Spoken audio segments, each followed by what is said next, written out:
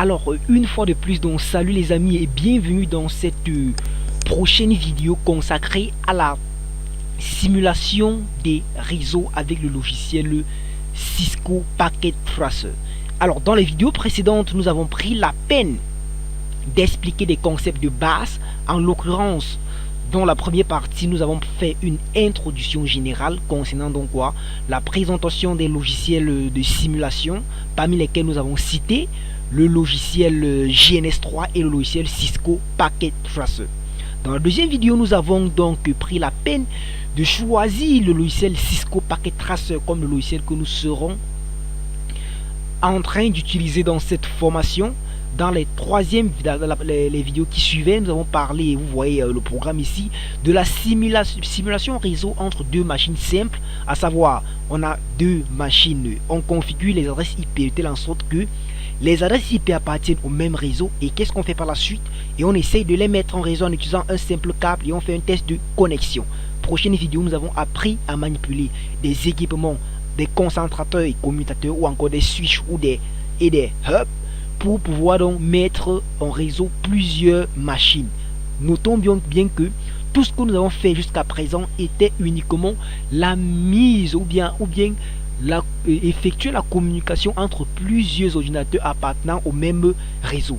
Nous avons aussi introduit la notion de serveur DHCP. Nous avons bien dit que le serveur DHCP avait pour rôle d'attribuer dynamiquement les adresses IP aux différentes machines ou aux différentes machines qui s'ajoutent à un réseau. Nous avons appris à les configurer et aussi à les insérer dans plusieurs réseaux intégrant des switches et des hubs. Nous avons donc aussi présenté l'architecture physique des différents équipements Cisco. Dans cette vidéo donc, je vous propose de passer à un autre concept qui est ici la notion de routage. Alors, lorsqu'on parle de routage, naturellement, vous allez vous poser la question à savoir, c'est quoi le routage à la base? Alors, lorsqu'on parle de routage, les amis, on va reprendre notre logiciel Cisco Packet Tracer pour continuer dans l'exploration de tous les équipements. Alors, lorsqu'on parle déjà de routage, ça fait penser à un autre équipement réseau qui est quoi? Le routeur. Alors, quel est donc le rôle d'un routeur dans les simulations réseau ou encore dans la configuration des réseaux? Le routeur est tout simplement un équipement qui permet d'interconnecter plusieurs grands réseaux différents. Alors, cela signifie quoi? J'ai par exemple un réseau, un premier réseau qui possède donc une adresse réseau, deuxième réseau possédant une deuxième adresse réseau, de la sorte que dans le premier réseau, tous les équipements possèdent la partie réseau des équipements, des adresses IP de tous les équipements sont les mêmes. Et aussi dans le deuxième réseau, la partie réseau pour tous les équipements, c'est aussi la même chose. Si vous essayez donc de faire communiquer plusieurs machines qui n'appartiennent pas à un même réseau, qu'est-ce qui va se passer? Nous savons que, pour ceux qui ont suivi mon cours sur l'introduction au réseau informatique, il n'est pas possible de faire communiquer deux ordinateurs qui sont configurés dans deux grands réseaux différents en utilisant seulement des équipements qu'on a eu à voir jusqu'à présent, à savoir des switches et des hubs. Alors, je vais vous présenter une image tout à l'heure qui illustre un peu la situation. Je vais revenir. On va patienter un peu pour que je lance une image que j'ai récupérée.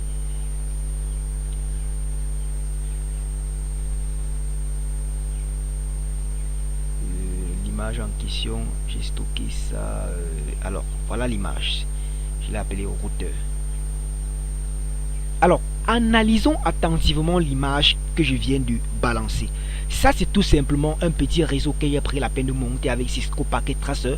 Nous allons d'ailleurs le refaire lors de la démonstration. Alors, quel est donc le but de l'image? Je m'en vais donc vous expliquer l'importance d'un routeur dans les configurations des équipements en réseau informatique. Voici par exemple deux réseaux. Ça, c'est un réseau que je vais appeler le réseau 1. Ça, c'est un réseau que je vais par exemple appeler le réseau 2. Le réseau 1 est composé d'un switch et de 4 desktops. Le réseau 2 est composé d'un hub et de 2 desktop. Nous savons bien que, après avoir configuré les adresses IP des machines, par exemple du réseau 1, nous avons dit ici que l'adresse réseau, ici c'est quoi? 192.168.0.0. Alors, le slash 24, si vous allez, pour ceux qui ne maîtrisent pas pourquoi est-ce qu'on a mis le slash 24, revenez donc sur ma série de formations sur l'introduction au réseau informatique pour mieux savoir. Alors, si dans ce réseau, on attribue les adresses IP de telle en sorte que lorsqu'on voit ici par exemple 192, n'est-ce pas, .168.0.0, tous les adresses IP des machines de la première machine, deuxième, troisième et quatrième machine doivent appartenir à ce réseau.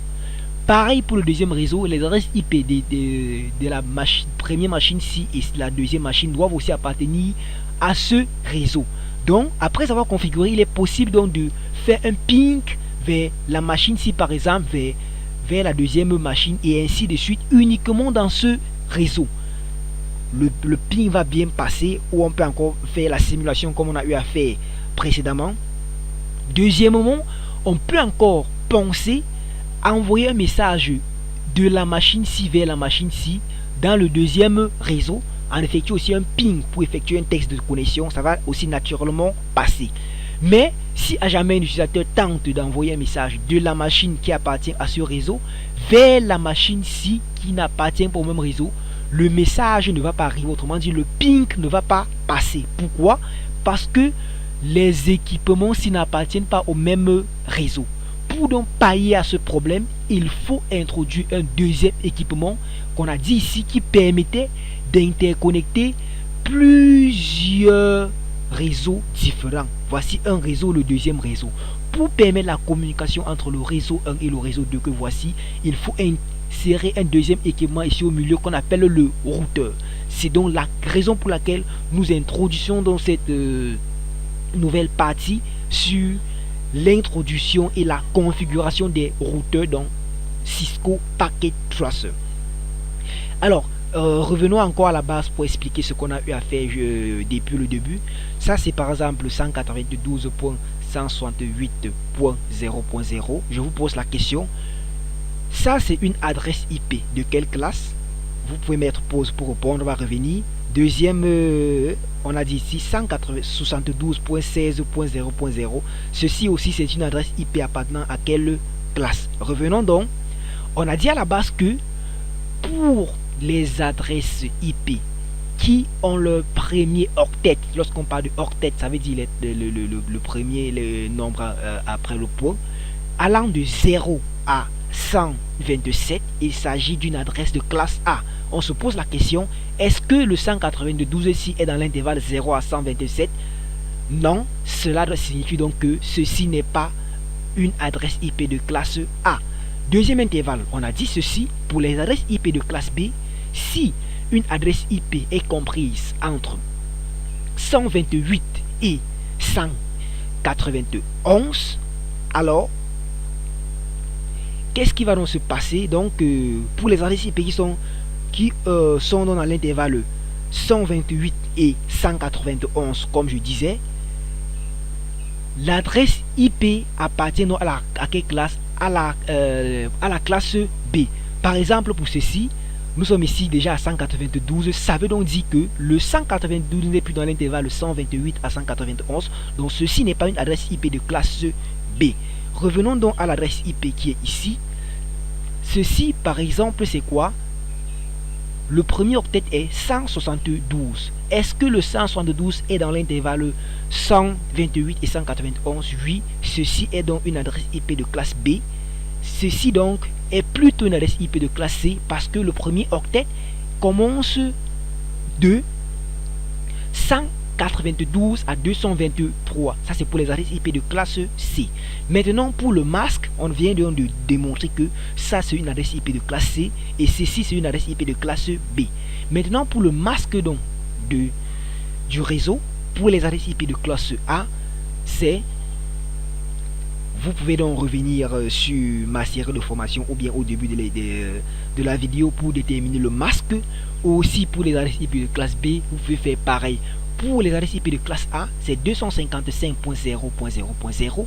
Pour les adresses IP de classe B, c'est 255.255.0.0. Donc c'est le masque du réseau aussi.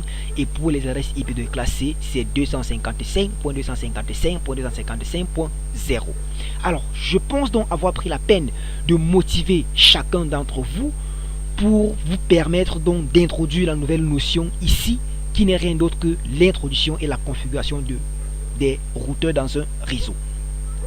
Alors, pour ne pas donc faire des réseaux qui vont durer, des formations qui vont être tellement longues, je vais prendre la peine d'arrêter cette vidéo pour le moment.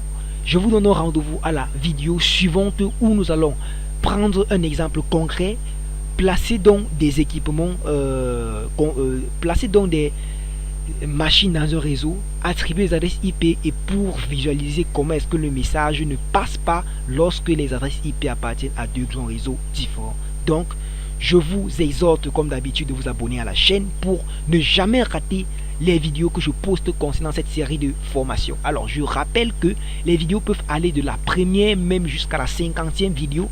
Ça dépend donc du temps d'évolution. Merci donc et bon visionnage à tous. Alors déjà merci à vous de m'avoir suivi tout au long de cette vidéo et n'oubliez surtout pas, si vous êtes nouveau sur la chaîne, commencez premièrement par vous abonner. Tout le monde connaît la procédure d'abonnement en cliquant sur la touche s'abonner et ensuite activer la cloche de notification pour pouvoir donc avoir des notifications concernant des nouvelles vidéos que je vais poster sur toutes les autres parties de votre programme du lycée, que ce soit en programmation HTML, JavaScript, base de données, invite de commentaires, ainsi de suite. Et les amis, partagez massivement cette vidéo pour pouvoir faire bénéficier vos camarades de ce petit chef-d'œuvre. Alors merci et bonne journée, bonne soirée à tous.